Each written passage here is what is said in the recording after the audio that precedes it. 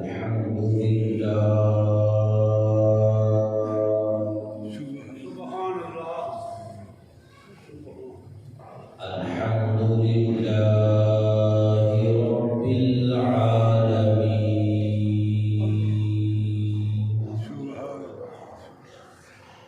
والصلاة والسلام على سيد المرسلين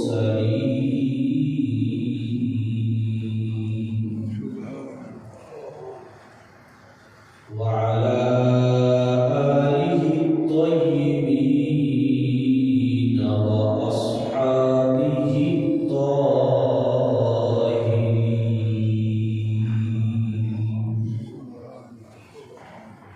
أما بعد فأعوذ بالله من الشيطان الرجيم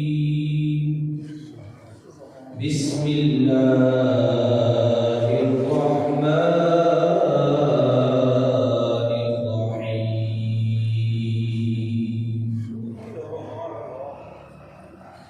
قال الله تبارك وتعالى في كلامه المجيد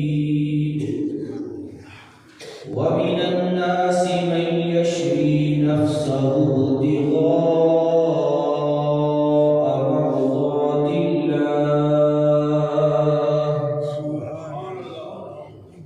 والله رؤوف بالعباد صدق الله المولانا العظيم وصدق رسوله النبي الكريم الأمين إن الله وملائكته يصلون على النبي يا أيها الذين آمنوا صلوا عليه وسلموا تسليما الصلاة والسلام عليك يا رسول الله وعلى آلك وأصحابك يا حبيب الله الصلاة والسلام عليك يا نبي الله وعلى آلك وأصحابك يا خاتم النبيين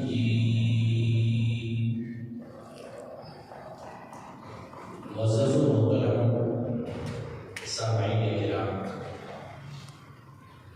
جیسا کہ آپ احباب کو معلوم ہے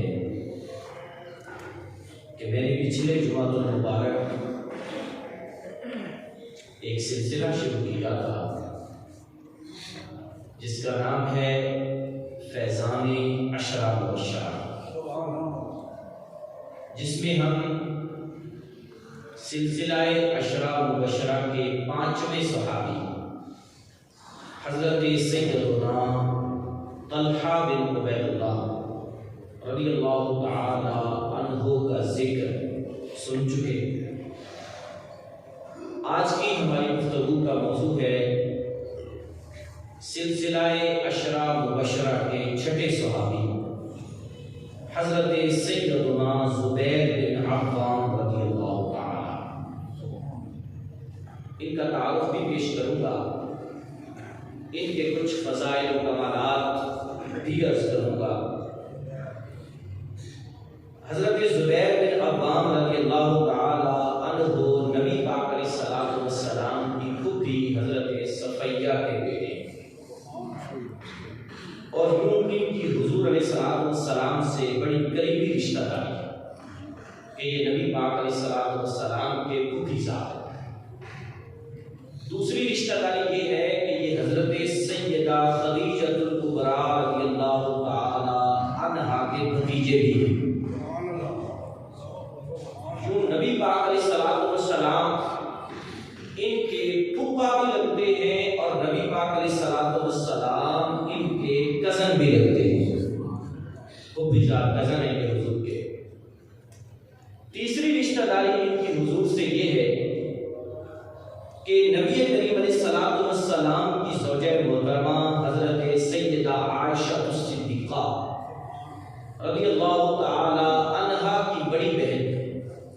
حضرت اسما بنت ابی بکر رضی اللہ تعالی عنہا ان کے نکاح میں تھی، حضرت زبیر بن عوام کے نکاح میں تھی حضرت اسما بنت ابی بکر۔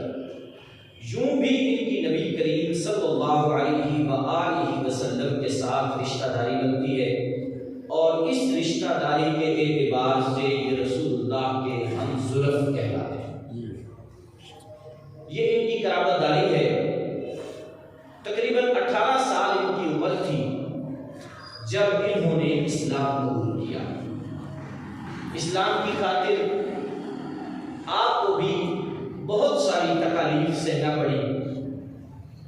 سیرت کی کتابوں میں لکھا ہے کہ آپ کے چچا نے جب یہ سنا کہ ان کا بھتیجا زبیر مسلمان ہو چکا ہے تو آپ کے چچا نے آپ کو ایک چٹائی میں لپیٹ کر الٹا لٹکا دیا اور نیچے سے دھونی دھنکائی اور وہ دھواں آپ کی جانب چڑھتا۔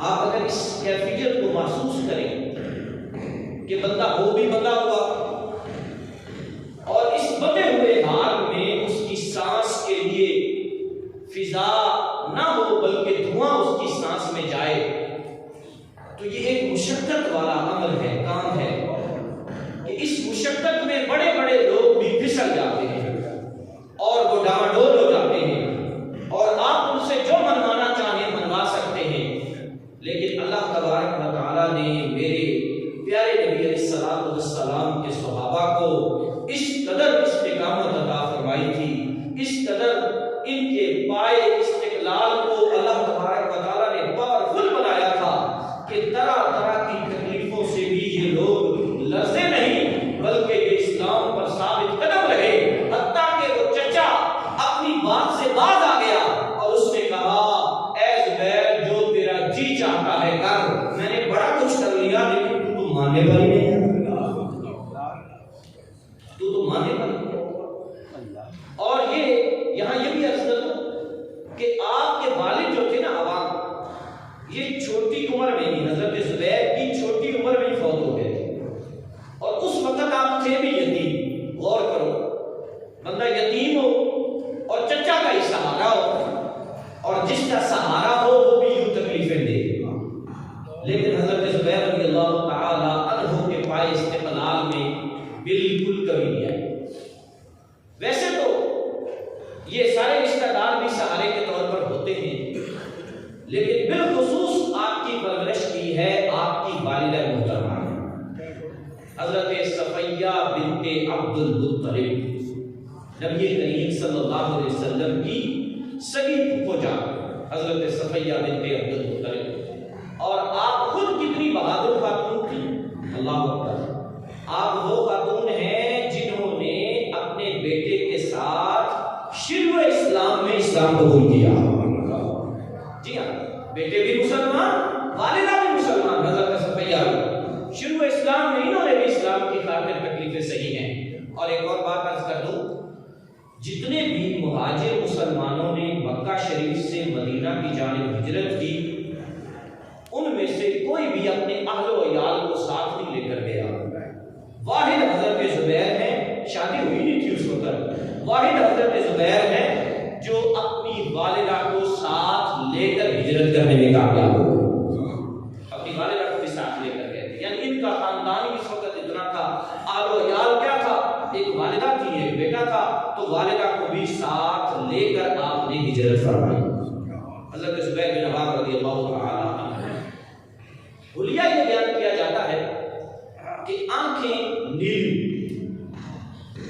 شانے کندھے قدرے جھکے ہوئے، بال گھنے اور کندرے والے، رخسار اور داڑھی ہلکی، یعنی رخساروں پر بھرا ہوا گوشت نہیں تھا، ہلکے، طویل القامت، قد لمبا، اتنا لمبا قد بتایا جاتا ہے کہ گھوڑے خچر یا گدھے دراز گوشت پر جب بیٹھتے تو پاؤں نیچے زمین پر لگ جاتے، اتنے طویل القامت تھے حضرت زبیر رضی اللہ عنہ۔ اور ان کی ایک اور اور خاص بات یہ ہے کہ ان کے بال آخر عمر تک سیاہ ہی رہے، سفید نہیں ہوئے، آخر عمر تک ان کے بال سیاہ ہی رہے۔ یہ حضرت زبیر رضی اللہ تعالی عنہ ہے۔ والدہ محترمہ کی تربیت کا بندے کی طبیعت میں بڑا عمل دخل ہوتا ہے۔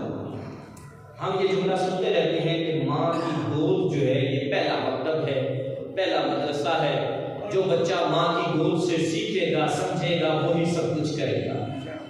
آپ کی والدہ محترمہ نے آپ کی تربیت بطور مجاہد کی تھی، بطور مجاہد، اور آپ کو ڈانٹا کرتی تھی۔ کسی پوچھنے والے نے پوچھا تو کہا میں یہ نہیں چاہتی ہوں کہ میرا بیٹا کسی جگہ پر جائے اور واپس منہ لٹکا کے آئے، میں چاہتی ہوں یہ اتنا دلیر ہو، یہ اتنا بہادر ہو کہ اگر اسے جنگ میں جانا پڑ جائے تو لوگوں کو پتا چلے کہ خونخوار شیر آ رہا ہے۔ یہ تربیت کی ہے ماں نے، مجاہد بنایا ہے ماں نے، جہاد کی تربیت کی ہے ماں نے، تیر اندازی سکھائی ہے ماں نے، تلوار زنی سکھائی ہے ماں نے۔ اور خود حضرت صفیہ کتنی بہادر تھی رضی اللہ تعالی عنہا، یہ بات بھی بڑی قابل توجہ ہے۔ جب ہوا نا غزوہ خندق تو نبی کریم صلی اللہ علیہ وسلم نے اپنی ازواج مطہرات اور قریبی جو تھے سارے اور حضرت صفیہ کو بھی مدینہ شریف میں ایک اونچے پہاڑ پر منتقل فرما دیا کہ ہم لوگ جنگ میں مصروف ہوں گے اور آپ لوگ یہاں باحفاظت رہیں گے۔ اور وہ صحابہ جو جنگ نہیں کر سکتے تھے ان کو پہرہ دار کے طور پر وہاں لگا دیا۔ حضرت حسان بن ثابت جو ہے نا، آج ایک بات اور آپ کو بتا دوں، یہ حضرت حسان بن ثابت جو تھے بہت بڑے شاعر تھے حضور کی بارگاہ کے، ان کو عربی شعراء میں بڑا نام حاصل ہے، لیکن آپ جہاد نہیں کر سکتے تھے، تلوار نہیں چلا سکتے، مجاہد نہیں تھے۔ آپ کو بھی حضور نے وہاں پر رکھا تھا پہرہ دار کے طور پر۔ حضرت صفیہ کہتی ہیں کہ میں نے دیکھا کہ کوئی ایک آنکھ سے جھانک جھانک کر اندر دیکھتا ہے۔ کہتی ہیں کہ میں نے حسان سے کہا کہ دیکھو کون ہے اور اس کو ہٹاؤ۔ حضرت حسان بن ثابت کہنے لگے کہ میں تو تلوار نہیں چلا سکتا، اگر تلوار چلا سکتا ہوتا تو میں جہاد میں ہوتا، میں یہاں کیا کرتا۔ حضرت صفیہ اتنی بہادر تھی کہ آپ نے خود تلوار سنبھال کر باہر نکلی، اور جب دیکھا تو وہ ایک یہودی تھا بدبخت جو کہ اندازہ لگانے آیا تھا کہ اندر مرد کتنے، مقابلہ ہو سکتا ہے یا نہیں ہو سکتا۔ تو حضرت صفیہ رضی اللہ تعالی عنہا نے اس کا سر تن سے جدا کیا، پھر اس سر کو نیزے پر اٹھایا اور اٹھا کر دور جہاں پر سے لوگ چڑھ کر پہاڑی پر آ رہے تھے یہودی، ان کی جانب پھینکا۔ ان یہودیوں نے جب سر دیکھا تو وہاں سے بھاگ گئے، کہنے لگے ہم نے تو سمجھا صرف عورتیں ہیں، یہاں تو مرد بھی ہیں حملہ کرنے میں۔ اور یہ جرأت و بہادری تھی حضرت صفیہ رضی اللہ تعالی عنہا کی، جو حضرت زبیر کی والدہ ہیں اور حضرت نبی کریم صلی اللہ علیہ وسلم کی صحیح ہو جا حضرت صفیہ رضی اللہ تعالی۔ اور ان کو ایک شان حاصل ہے، وہ کیسی شان اور فضیلت ہے، توجہ سے سنیے۔ حضرت زبیر وہ ہیں جنہوں نے ناموس رسالت کی خاطر حضور کی ناموس پر، حضور کی عزت پر، حضور کی ذات پر کوئی بندہ حملہ نہ کر سکے، اس بات کے لیے سب سے پہلے جس نے تلوار نکالی وہ حضرت زبیر بن عوام۔ آپ کہیں گے وہ کیسے؟ حضرت زبیر کہتے ہیں کہ جب میں نے کلمہ پڑھا تھا تو میں بالکل نوجوان تھا، جیسا کہ میں نے بتایا کہ تقریباً 18 سال کی عمر بتائی جاتی ہے، میرا خون گرم جوش مارنے والا۔ ایک دن میں نے ایک افواہ سنی کہ اہل مکہ نے نبی کریم علیہ السلام کو معاذ اللہ شہید کر دیا۔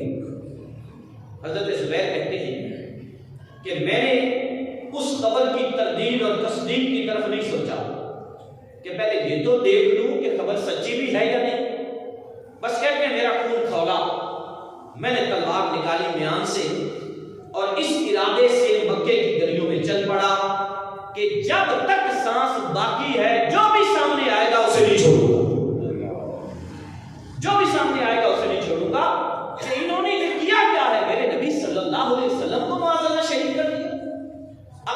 کا بدلہ لینے کے لیے، اپنے نبی صلی اللہ علیہ وسلم کی ناموس پر پہرا دینے کے لیے، اپنے نبی صلی اللہ علیہ وآلہ وسلم کی خاطر حضرت زبیر نے تلوار اٹھائی۔ اور یہ دور کون سا تھا؟ یہ وہ دور تھا جس دور میں مسلمانوں کی خود کی تعداد بھی ابھی تھوڑی سی تھی، اور مسلمان کوئی باہر نکل کر ابھی نماز بھی نہیں پڑھ سکتے تھے۔ اس دور کی بات ہے، حضرت زبیر تلوار نکال کر گلیوں میں جا رہے ہیں، اور اتفاق ایسا کہ سامنے سے رسول اللہ کا دیدار ہو گیا۔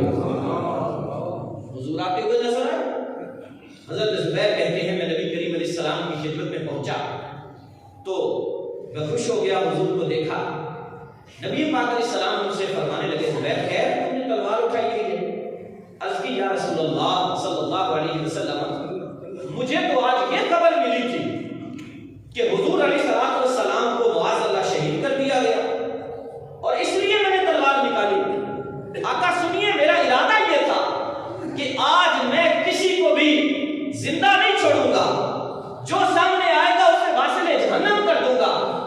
نبی کریم صلی اللہ علیہ وسلم نے تھپکی دی، حضور خوش ہوئے، اور خوش ہو کر حضرت زبیر کو رسول اللہ نے اپنی چادر عطا فرمائی۔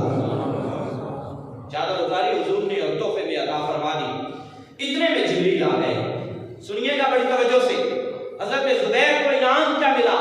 اتنے میں جبریل آ گئے، اور جبریل نے آ کر نبی پاک علیہ السلام کو اللہ کا سلام پہنچایا اور کہا یا رسول اللہ صلی اللہ علیہ وسلم زبیر کا یہ جرأت مندانہ عمل، یہ بہادری والا کام اللہ کو بھی بڑا پسند آیا ہے کہ میرے محبوب کے غلام دبکنے والے نہیں، ڈرنے والے نہیں، بلکہ اپنے محبوب کی خاطر، اپنے نبی کی خاطر اپنی جانوں کا نذرانہ بھی دے سکتے ہیں۔ رب نے اس عمل کو پسند کیا ہے، اور پسند کر کے اللہ نے فرمایا ہے اس زبیر کو یہ پیغام دے دیجئے قیامت تک جتنے بھی لوگ اسلام کی خاطر تلوار اٹھائیں گے سب کو جتنا ثواب ملے گا سارا ثواب میں زبیر کو بھی عطا فرماؤں گا۔ قیامت تک جتنے لوگ آئیں گے، اللہ کتنی بڑی فضیلت کی بات۔ قیامت تک جتنے لوگ آئیں گے اور وہ اسلام کی خاطر تلوار اٹھائیں گے، اسلام کی خاطر جہاد میں جائیں گے، ان کو اللہ جتنا ثواب دے گا ان سب کے برابر ثواب اللہ حضرت زبیر کو بھی عطا فرمائے گا۔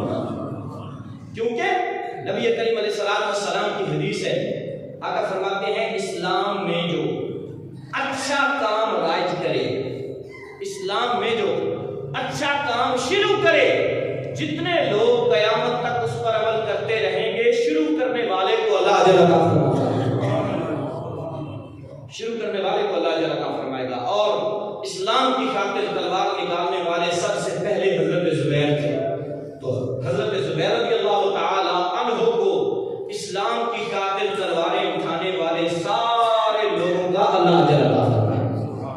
اب یہاں یہ بات بھی ذہن نشین رکھے کہ جو اور لوگ آئیں گے ان کے اجر میں بھی کمی نہیں ہے، یعنی کوئی یہ نہ سمجھ لے کہ اوروں کا اجر حضرت زبیر کو مل جائے گا تو انہیں کیا ملے گا، ان کے اجر میں بھی کمی نہیں ہوگی، اور حضرت زبیر کو بھی اللہ ان کے برابر اجر عطا فرمائے گا۔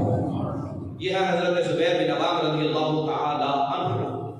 آپ صحابہ کرام میں سے سابقین اولین میں سے، سابقین اولین انہیں کہا جاتا ہے جنہوں نے شروع میں اسلام قبول کیا، ان میں سے ہیں حضرت زبیر۔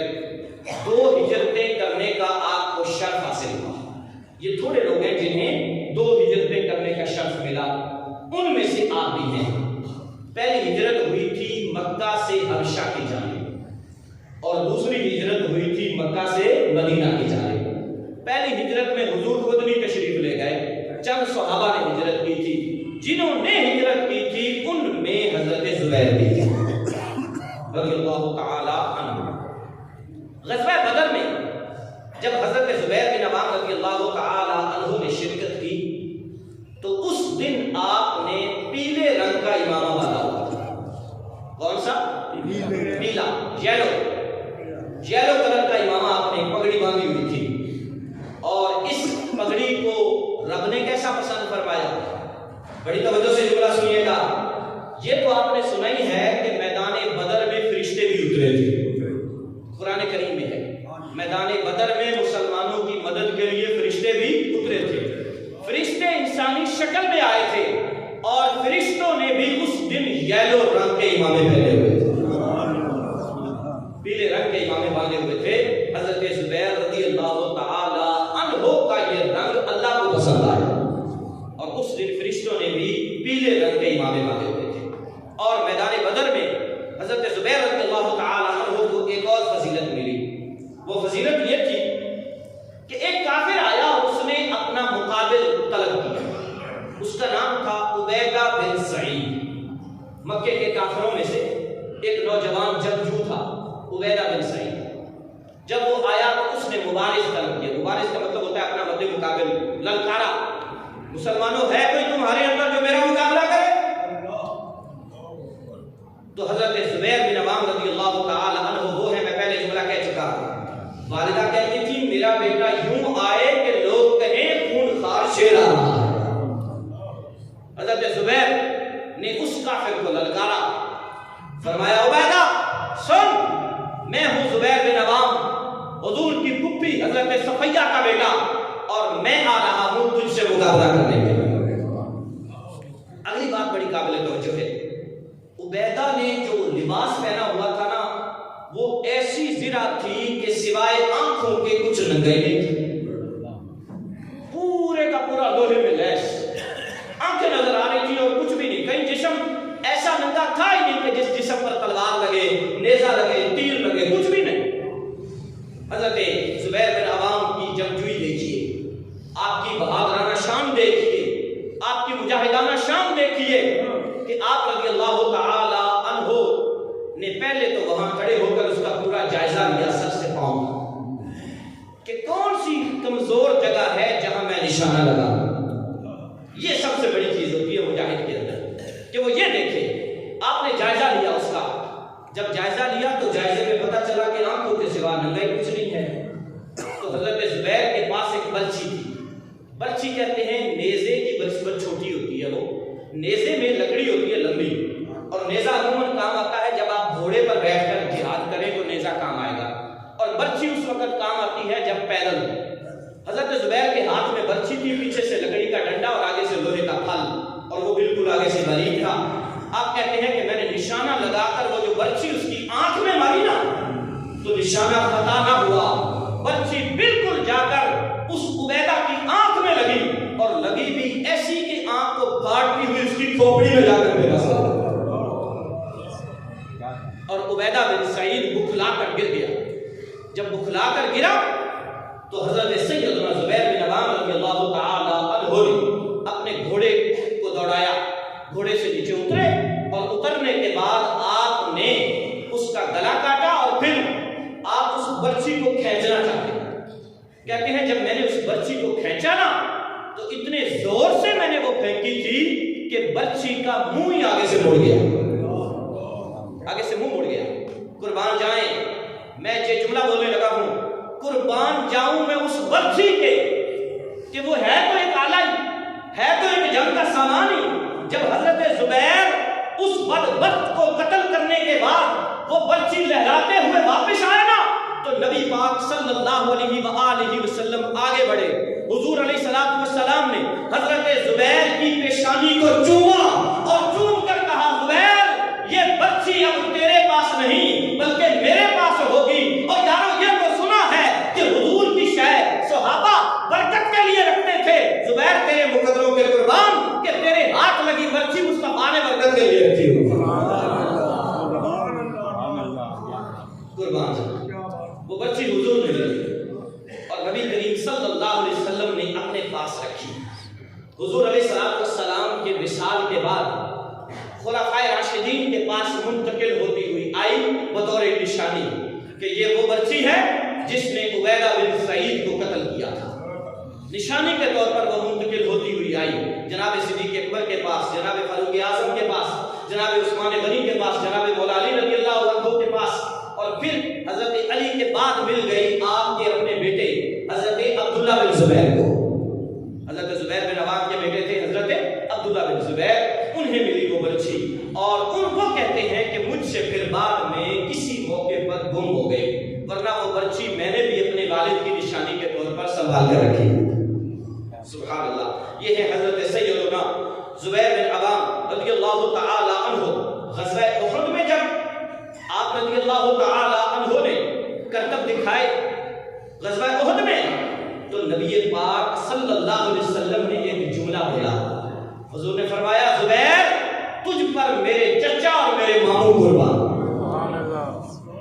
علماء جب یہ جملہ لکھتے ہیں نا تو علماء کرام فرماتے ہیں کہ یہ تو ہم نے سنا ہے کہ حضور کو صحابہ عرض کرتے ہیں یا رسول اللہ میرے ماں باپ آپ پر قربان، اور قربان جائیں حضرت زبیر کی شان و عظمت کے کہ جنہیں رسول اللہ فرما رہے ہیں زبیر تم پر میرے چچا اور میرے ماموں قربان۔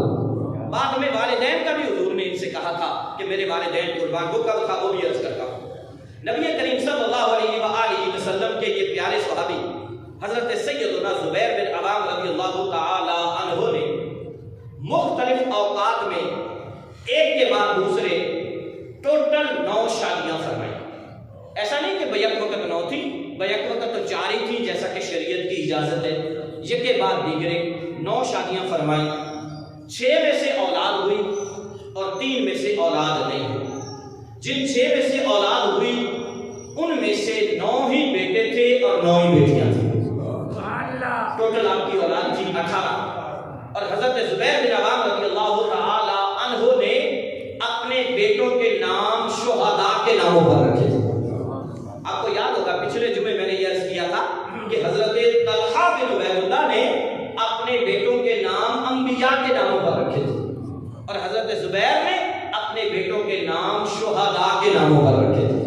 اور آپ کہتے تھے میری خواہش یہ ہے کہ اللہ تبارک و تعالی میرے بیٹوں کو بھی ان شہیدوں کی طرح شہادت کا رتبہ عطا فرمائے۔ سبحان اللہ۔ حضرت زبیر بن عوام رضی اللہ تعالی عنہ کو اللہ تبارک و تعالی نے یہ شان عطا فرمائی۔ ایک اور فضیلت سنیے، جب مہاجرین مکہ شریف سے ہجرت کر کے مدینہ پہنچے نا تو مدینے کے یہودیوں نے ایک افواہ اٹھائی، کہنے لگے کہ ہم نے مسلمانوں کی عورتوں پر جادو کر کے انہیں باز کر دیا ہے، اب کوئی بھی مسلمان عورت بچہ نہیں جنے گی۔ اسی وجہ سے وہ کہنے لگے کہ مسلمانوں کی نسل ختم، یہاں سے آگے ان کی نسل ہی نہیں چلے گی۔ اور آپس میں یہ گفتگو کرتے، بڑی لافیں مارتے۔ اللہ تبارک و تعالی نے جو کرنا ہوتا ہے وہ بندوں کا محتاج نہیں۔ فعال لما یرید، میرا رب جو چاہتا ہے وہ کرتا ہے، جو چاہتا ہے وہ، اور وہ جب وہ کرنا چاہتا ہے تو وہ کن فرماتا ہے، اور جب وہ فرماتا ہے تو وہ ہو جاتا ہے۔ تو اللہ تبارک و تعالی نے سب سے پہلا بچہ مسلمان مہاجرین کو جو عطا فرمایا وہ حضرت زبیر کے گھر اللہ نے عبداللہ نامی بیٹا عطا فرمایا، جنہیں کہا جاتا ہے عبداللہ بن زبیر۔ اور یہ ان کی والدہ کون تھی؟ ان کی والدہ تھی حضرت اسماء بنت ابی بکر، حضرت اسماء بنت ابی بکر یعنی حضرت عائشہ رضی اللہ تعالی عنہا کی بڑی بہن، اور یوں حضرت عبداللہ حضرت عائشہ کے ہو گئے بھانجے۔ تو حضرت عبداللہ پیدا ہوئے، جب پیدا ہوئے تو حضرت زبیر نے گود میں اٹھایا اور لے کر حضور کی بارگاہ میں آیا۔ قربان جائے، اب جتنے بھی واقعات صحابہ کے پڑھیں گے نا، جب بھی کوئی بچہ پیدا ہوتا صحابہ کرام اس بچے کو لے کر حضور کی بارگاہ میں آتے۔ کیوں؟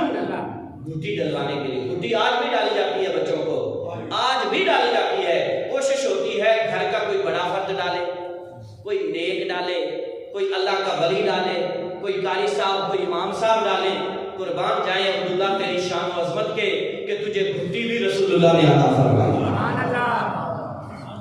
تجھے گھٹی بھی حضور نے عطا فرمائی۔ حضرت سیدنا عبداللہ بن زبیر رضی اللہ عنہ کو نبی کریم علیہ السلام نے کھجور اپنے منہ میں لے کر چبائی، اور چبانے کے بعد حضرت زبیر کے بیٹے حضرت عبداللہ کو حضور نے گھٹی عطا فرمائی۔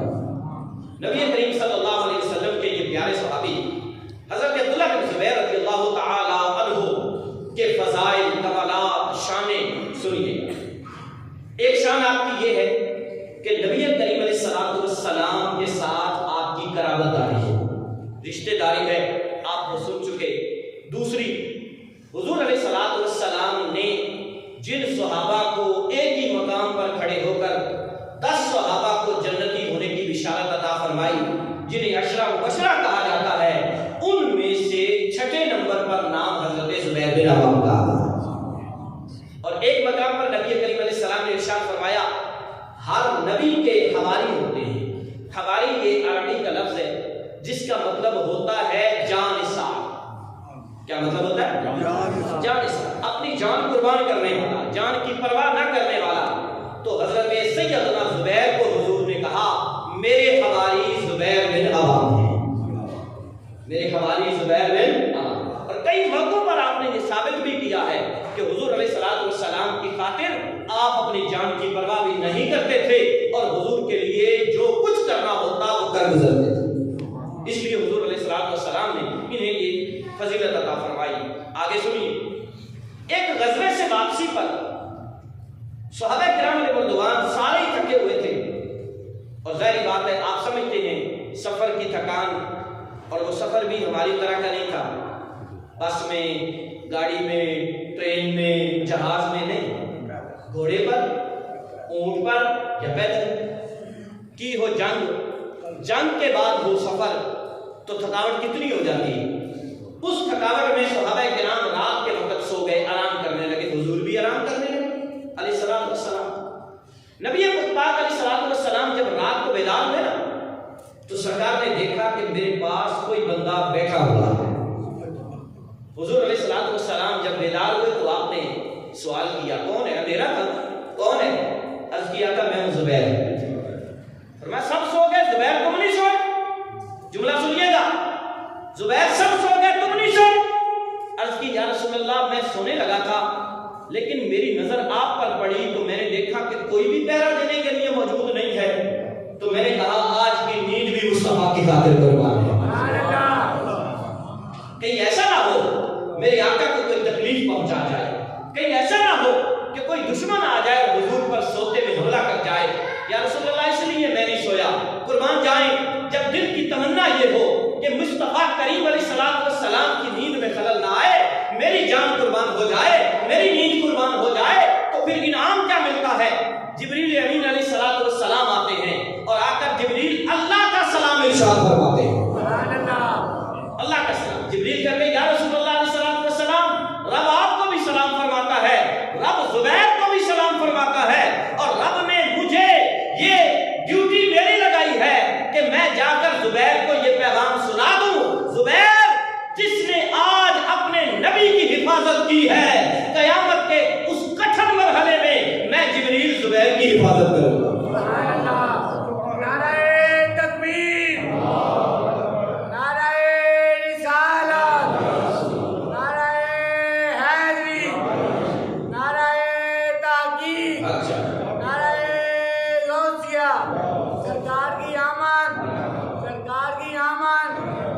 یہ انعام ملا حضرت زبیر کو اللہ کی جانب سے، حضور کی جانب سے کیا ملا؟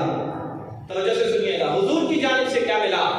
رسول اللہ بھی خوش ہوئے، ظاہری بات ہے خوش نہیں ہونا تھا حضور نے کہ میرا جانثار صحابی جان تک ساری رات میرا پہرا دیتا رہا، میں نے کہا بھی نہیں پھر بھی دیتا رہا، تو رسول اللہ بھی خوش ہوئے، اور خوش ہو کر حضور نے کیا انعام دیا؟ آقا فرماتے ہیں زبیر تم پر میرے ماں باپ قربان۔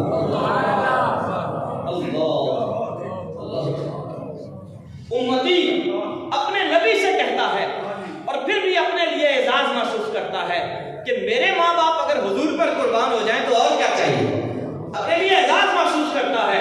حضرت زبیر بن عوام وہ ہیں جنہیں حضور فرما رہے ہیں زبیر تجھ پر میرے ماں باپ قربان۔ یہ آپ نے حضرت زبیر کو کہا ہے، اور ایک ان کے علاوہ اور صحابی ہیں حضرت سعد بن ابی وقاص، ان سے حضور نے فرمایا ہے احد کے میدان میں جب وہ تیر چلا رہے تھے تو رسول اللہ نے کہا تھا ساتھ تیر چلاؤ تم پر میرے ماں باپ قربان۔ تو یہ دو صحابہ ہیں جنہیں یہ شان حاصل ہے کہ رسول اللہ نے ان کو فرمایا ہے کہ تم پر میرے ماں باپ قربان۔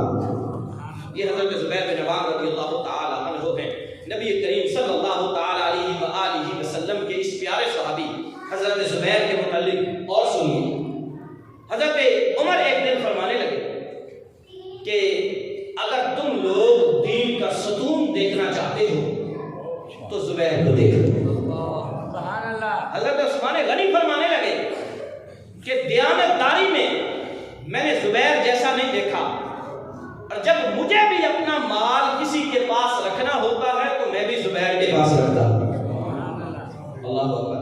آپ بڑے کامیاب تاجر بھی تھے حضرت زبیر بن عوام۔ ہاں، آپ کی اپنی تجارت کا لب لباب آپ نے 2 جملوں میں بیان کیا ہے۔ آپ کہتے ہیں تجارت کی کامیابی جو میری ہوئی نا، اس کی وجہ یہ ہے کہ میں نے کبھی بن دیکھے سودا نہیں کیا، کسی بھی شے کو دیکھے بغیر سودا نہیں کیا۔ اور یہ شریعت کا اصول بھی ہے، یہاں بتا دوں، شریعت کا اصول بھی ہے کہ جب تک خریدنے والا شے کو نہ دیکھے وہ یہ کہہ سکتا ہے کہ بھائی جب چیز دیکھوں گا پسند آئے گی تو رکھ لوں گا ورنہ واپس کر دوں گا، اور بیچنے والے کو بھی ایگری کرنا ہوگا کہ ہاں بھائی ٹھیک ہے، تمہیں پسند آئے گی تو لے لینا، نہ آئے گی تو لے لینا۔ یہ شریعت کا اصول ہے خرید و فروخت کا۔ یہ جو ہم کہا کرتے ہیں نہیں جناب جب لے گئے ایک بار میری دکان سے نیچے اتر گئے تو اب چیز آپ کی، اور اسی طرح یہ موبائلوں میں بالخصوص ہوتا ہے کہ جی ڈبہ پیک کیا ہم نے لینا ہے، ڈبہ کھول دیا تو آپ کا، اگر خراب نکلا تو آپ کا۔ یہ شریعت کے اصول کے خلاف ہے، اگرچہ رائج ہے پوری دنیا میں لیکن یہ شریعت کے اصول کے خلاف ہے۔ شریعت کا یہی اصول ہے کہ چیز کو دیکھ کر ہی خریدا جائے، اور حضرت زبیر کہتے ہیں میں بن دیکھے نہیں خریدتا تھا، ایک بات۔ دوسری کہتے ہیں تھوڑا سا بھی اگر مجھے نفع ملے، میں نے لالچ کبھی نہیں کیا، نفع ملے تھوڑا ملے یا زیادہ ملے میں فوراً چیز کو بیچ دیتا تھا، اور یہ بھی بہت بڑا اصول ہے۔ آپ میں سے کئی جو اچھے قسم کے کاروباری لوگ بیٹھے ہوئے وہ یہ بات سمجھیں گے کہ بعض اوقات ایسا ہوتا ہے کہ ابتدا میں اچھا نفع آ رہا ہوتا ہے، پہلی مرتبہ گاہک آیا نا تو وہ اچھا نفع دے گا، اس کے اچھے کو دیکھ کر لالچ بڑھ جاتا ہے، یعنی آندے ہی نہ ریٹ لا دیتا ہے، چٹ انتظار کرنا چاہیے، ہو سکتا ہے کوئی یہ تو ود کے آ جائے، لیکن بعد میں وہ ریٹ کبھی ملتا نہیں، ایسا بھی ہوتا ہے۔ لہذا جب اچھا نفع مل رہا ہو، تھوڑا ہو زیادہ ہو، تو نفع پر چیز کو میں بیچ دیتا ہوں۔ یہ حضرت زبیر رضی اللہ تعالیٰ عنہ فرمایا۔ آپ کی سخاوت کتنی تھی، اللہ اکبر، ہر صحابی کا یہ وصف ہے۔ آپ نے پچھلی مرتبہ حضرت طلحہ بن عبید اللہ کا سنا کہ وہ کتنے بڑے سخی تھے، 10,000 درہم یا 10,000 دینار ایک ہی رات میں آپ نے وہ سارے خیرات فرما دیے۔ اور ان کے متعلق آتا ہے کہ آپ کا 1,000 غلام تھا، اور وہ 1000 کا 1000 غلام محنت مزدوری کرتا، کام کرتا۔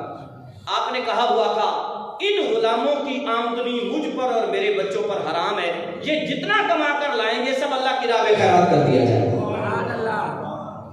غور کرنے کی بات ہے، چھوٹی بات نہیں۔ آج کے دور میں بھی سوچ لو کہ کسی بندے کے غلام اگر 1000 مزدور ہوں تو آج کل میرے خیال ہے مزدور بھی 1000 کے لگ بھگ دہاڑی لے رہے ہیں، اس سے کچھ زیادہ ہے نا۔ تو 1000 مزدور جب روزانہ دہاڑی کر کے آئے، 1000 روپیہ بھی اگر لگاؤ تو حساب لگاؤ کتنی رقم ہو جاتی ہے، 1000 کو 1000 سے ضرب دے تو کتنی ہو جاتی ہے، 10 لاکھ۔ تو 10 لاکھ جو بندہ روز خیرات کرے اس کی سخاوت کا عالم کیا ہو، سبحان اللہ۔ آپ اتنے بڑے سخی رضی اللہ تعالی عنہ، آگے سنیے۔ حضرت زبیر بن عوام رضی اللہ تعالی عنہ فرماتے ہیں ایک دن نبی کریم صلی اللہ علیہ وآلہ وسلم نے نماز عشاء پڑھائی اور تمام صحابہ سے مخاطب ہو کر کہا تم میں سے ہے کوئی جو آج میرے ساتھ جائے اور میں اس کی ملاقات آج جنوں کے وفد سے کراؤں گا، سبحان اللہ، جنوں کے وفد سے میں آج اس کی ملاقات کراؤں گا، جن حقیقی حالت میں نظر آئیں گے جیسے ہوتے ہیں میں ملاقات کراؤں گا۔ حضرت زبیر کہتے ہیں کہ صحابہ کرام میں سے کسی کی بھی ہمت نہ ہوئی، کسی کی بھی ہمت نہ ہوئی کہ ہم نے جن دیکھنے، اور حالانکہ حضور ساتھ لے کے جا رہے تھے، کوئی ڈر خطرے والی تو بات نہیں تھی۔ حضرت زبیر کہتے ہیں ان صحابہ میں بھی بیٹھا ہوا تھا، رسول اللہ نے 2-3 بار کہا کوئی بھی نہ اٹھا، حضور خود چل پڑے، جب میرے قریب سے گزرنے لگے تو میرا ہاتھ پکڑا اور کہا چل زبیر تم میرے ساتھ چلو۔ آقا کا اعتماد بھی تو تھا نا کہ میں جب ہاتھ پکڑوں گا تو زبیر ہاتھ نہیں چھڑوائے گا، تو یہ اعتماد بھی تو ہر کسی کو نہیں نہ ملتا۔ ہاتھ پکڑا اور کہا زبیر میرے ساتھ چلو، حضرت زبیر کہتے ہیں چل پڑا، حضور علیہ السلام کے ساتھ چلتا رہا۔ رات کا وقت ہے، عشاء کے بعد کا وقت ہے، چلتے چلتے ہم لوگ مدینے کے باغات بھی پار کر گئے، دور چلے گئے۔ ایک وادی کا نام بھی آپ نے لکھا لکھا ہوا ہے مقام بورا پر پہنچے. جب میں مقام بورا پر حضور کے ساتھ پہنچا تو میں نے ایسی مخلوق دیکھی کہ میں نے تو زندگی میں کبھی نہیں دیکھی تھی. کہتے ان کے لمبے لمبے قد، ان کے معاملات، ان کے منہ سے آگ کے شعلے، میں دیکھا تو میں ڈر گیا. نبی پاک علیہ السلام نے پھر میرا ہاتھ پکڑا اور پکڑ کر حضور نے اپنے پاؤں سے زمین پر ایک گول دائرہ کھینچا. گول دائرہ کھینچنے کے بعد کہا زبیر تم دائرے میں بیٹھ جاؤ، باہر نہ نکلنا، تمہیں کوئی چیز نقصان نہیں پہنچائے گی. یہاں بیٹھ کے سب کچھ دیکھتے رہو لیکن بیٹھے رہو دائرے میں. حضرت زبیر کہتے ہیں میں دائرے میں بیٹھ گیا، رات گزر رہی ہے، رسول اللہ مجھ سے دور چلے گئے. اس موقع پر اللہ تبارک و تعالیٰ نے سورہ جن نازل فرمائی تھی. حضور علیہ السلام کے ہاتھ پر جنوں کے وفد نے اسلام قبول کیا، مسلمان ہوئے وہ لوگ. نبی پاک علیہ السلام نے انہیں قرآن کی تعلیم ارشاد فرمائی. حضور نے انہیں قرآن سکھایا. حضرت زبیر کہتے ہیں ساری رات گزر گئی اور جنوں کا قافلہ کوئی آ رہا ہے، کوئی جا رہا ہے، کوئی آ رہا ہے، کوئی جا رہا ہے. ان کو اصلی حالت میں دیکھ رہا ہوں لیکن جو ڈر پہلے لگ رہا تھا اب بالکل نہیں لگ رہا تھا کہ حضور نے دائرے میں بٹھا دیا تھا. فجر قریب ہو گئی تو نبی پاک تشریف لائے علیہ السلام. تو مجھ سے ارشاد فرمایا ملاقات بھی کراؤں یا دیکھ لینا کافی ہے؟ میں نے کہا نہیں یا رسول اللہ، ملاقات کی ضرورت نہیں ہے، میں نے دیکھ لیا اتنا ہی کافی ہے. حضور علیہ السلام نے مجھے ساتھ لیا اور ہم یوں واپس مدینے آ گئے. یہ حضرت زبیر رضی اللہ تعالی عنہ ہے. حضرت زبیر بن عوام رضی اللہ تعالی عنہ فرماتے ہیں ایک مقام پر نبی کریم صلی اللہ علیہ وسلم، بلکہ ایک اور بات ذہن میں آ گئی.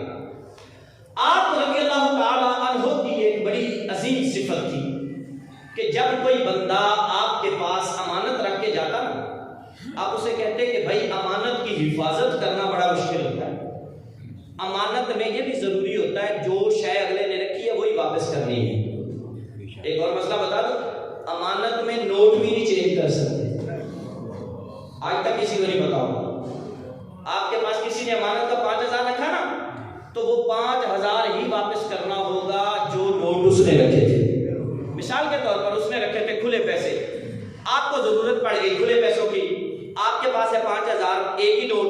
ایسا نہیں آپ کر سکتے کہ وہ 5000 وہاں رکھ دیں اور وہاں سے کھلے اٹھا لیں. حالانکہ مالیت ایک ہے لیکن امانت کا حکم بڑا سخت ہے، آپ نوٹ بھی نہیں چینج کر سکتے.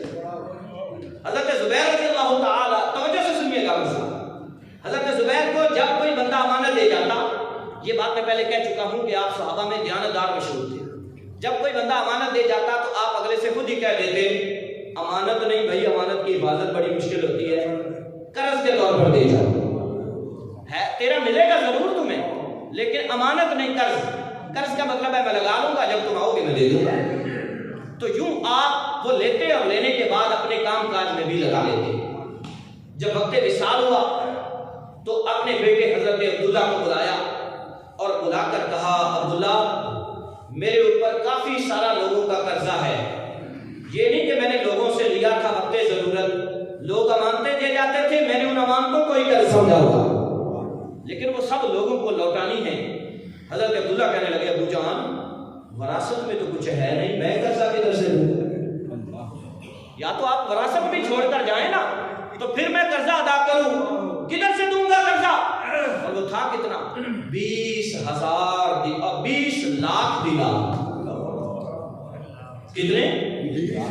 20 لاکھ دینار سونے کی اشرفی، 20 لاکھ دینار. حضرت عبداللہ کہتے ہیں والد گرامی نے جب یہ کہا تو میں نے یہ بھی پوچھ لیا ابو جی میں کدھر سے دوں گا؟ توجہ سے سنیے گا. حضرت زبیر کہنے لگے بیٹے جب بھی تمہیں حاجت پیش آئے میرے مولا سے مدد مانگ لینا، میرے مولا سے مدد مانگ لینا. حضرت عبداللہ رضی اللہ تعالی عنہ کہتے ہیں والد گرامی کا وصال ہو گیا. میں نے بعد میں لوگوں کو 4 سال حج میں اعلان کروایا. کتنے سال؟ 4 سال. یہی تو بیٹے ہوتے تھے نا، حج میں جاتے ہیں اور جا کر وہاں اعلان کراتے کہ مجمع بڑا ہوگا. پورے حاجیوں کو اعلان کراتے ہیں جس نے میرے والد زبیر سے قرضہ لینا ہو آ جائے. قربان جائے. یا ایک جملہ بولوں گا اور دعا مانگے کہ ہم حضرت عبداللہ کے صدقے مولا ایسی اچھی اولاد ہمیں بھی عطا فرما کہ اگر ہمارا تھوڑا بہت قرضہ ہو تو مولا ایسی اولاد ہمیں بھی دے جو ہمارا قرضہ چکا دے، ایسی اولاد ہمیں بھی عطا فرما، ایسی نیک اولاد ہمیں بھی دے۔ حضرت عبداللہ نے 4 سال اعلان کروایا میرے والد گرامی سے جس نے قرضہ لینا ہو آ جائے۔ اچھا مال کدھر سے آتا تھا؟ حضرت عبداللہ کہتے ہیں خدا کی قسم والد صاحب نے جو گر بتایا تھا بس وہی گر استعمال کیا۔ جس دن پیسے ختم ہو جاتے رات کو اٹھ کر دعا مانگتا، اے زبیر کے مولا میری مدد فرما۔ اپنے والد گرامی کی نسبت کر کے رب کی طرف، اے زبیر کے مولا میری مدد فرما۔ کہتے ہیں میں دعا مانگ کے سو جاتا، اگلے دن مجھے نہیں پتا اہتمام کدھر سے ہوا، کہاں سے اہتمام ہوا مجھے کچھ پتا نہیں، میرے والد صاحب کا سارا قرضہ ادا ہو گیا۔ اچھا اب کہتے ہیں کہ اب وہ لوگ بھی مجھے مال دینے کے لیے آئے جن کے پاس والد صاحب کا رہتا تھا، وہ بھی دینے کے لیے آئے تو کہتے ہیں قرضہ بھی 20 لاکھ دینار اتر گیا، اور جب وہ بچا ہوا ہمارے درمیان بانٹا گیا تو کہتے ہیں اس وقت میری والدہ اور والدہ کے علاوہ ابا جی کی اور بیویاں 4 زندہ تھیں، ان 4 بیویوں کو ملا کرتا ہے 8واں حصہ۔ تو حضرت عبداللہ کہتے ہیں میرے والد کی 4 بیویوں کو 20 ہزار درہم آئے، 20 ہزار درہم آئے، وہ 4 کا حصہ تھا، جمع کریں تو 80 ہزار درہم بنتے ہیں، 80 ہزار درہم بنا ہے 8واں حصہ۔ باقی کتنا تھا وہ آپ حساب لگا لیجئے، یہ تھا وہ جو حضرت زبیر نے لوگوں سے لینا تھا۔ جب بندے کی نیت صاف ہوتی ہے نا، جب آپ نیت کر لینا میں نے جس کا دینا ہے ضرور دینا ہے، تو جس نے آپ کا دینا ہے رب اس کے دل میں بھی ڈالے گا، وہ بھی آپ کو دے جائے گا۔ وہ پنجابی میں کہا کرتے ہیں نیت سے مرادہ، نیت اچھی ہو، جب قرضہ لینا ہے کسی سے تو نیت یہی ہونی چاہیے کہ میں نے اپنے قرض خواہ کو تنگ نہیں کرنا، تکلیف میں نہیں ڈالنا، اور جو وعدہ کیا ہے کچھ بھی ہو جائے میں اپنے وعدے کو وفا کروں گا۔ یہ ایمان ہے، یہ اسلام ہے، یہ مسلمانی ہے، اور یہی حقیقی اچھا وصف ہے۔ یہ نہیں کہ جب قرضہ لینا ہے تب تو منہ لٹکا کے جاؤ، منتیں بھی کرو، سماعتیں بھی کرو، یار تیری مہربانی میرا فلانا کام رہ گیا، یہ ہو جائے گا وہ ہو جائے گا، اور جب دینے کی باری آئے اب اس کو آپ کی منتیں کرنی پڑے، اس کو فون کرنا پڑے، اس کو چکر لگانے پڑے۔ یہ کوئی مسلمانوں کا وتیرہ نہیں ہے، یہ مسلمانوں کی شان نہیں ہے۔ مسلمان کی شان یہ ہے کہ جب مسلمان وعدہ کر لیتا ہے تو پھر اس کی جان جا سکتی ہے لیکن وہ وعدے کی خلافی نہیں کرتا، وعدے کی خلافی نہیں کرتا، یہ مسلمان کی شان ہے۔ حضرت عبداللہ بن زبیر رضی اللہ تعالی عنہ کی شہادت 11 جمادی الاخر 36 سنہ ہجری جنگ جمل کے مقام پر ہوئی۔